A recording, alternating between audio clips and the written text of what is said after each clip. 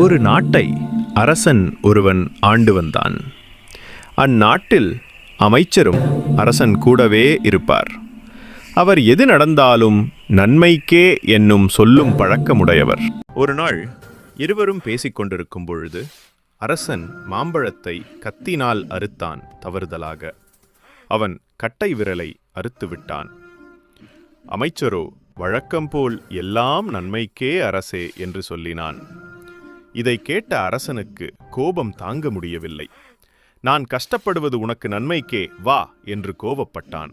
உடனே அரசன், காவலர்களே, இந்த அமைச்சரை சிறையில் கொண்டு போய் அடையுங்கள் என்று உத்தரவிட்டார். காவலர்களும் அமைச்சரை சிறையில் அடைத்தனர். அப்போதும் அமைச்சர் எல்லாம் நன்மைக்கே என்றார். வேட்டையாடுவதில் ஆர்வமுள்ள அரசன் ஒரு நாள் காட்டிற்கு தனியாக சென்றான். அப்போது மலைவாசிகள் காளிக்கு பலி கொடுப்பதற்காக ஒருவனை தேடிக் கொண்டிருந்தார்கள்.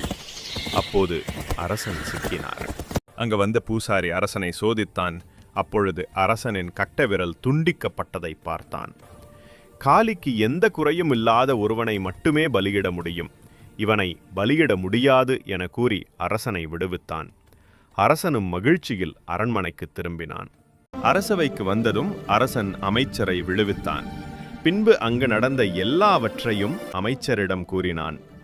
நீ அப்போது சொல்லும்போது புரியவில்லை, எல்லாம் நன்மைக்கே என்று இப்போது புரிகிறது என்று அமைச்சரிடம் கூறினான்.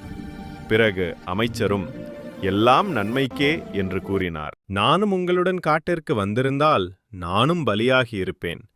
நீங்கள் என்னை சிறையில் அடித்ததும் நன்மைக்கே என்று அமைச்சர் அரசரிடம் கூறினார். எது நடந்தாலும் நன்மைக்கே என்று எடுத்துக்கொள்ள வேண்டும்.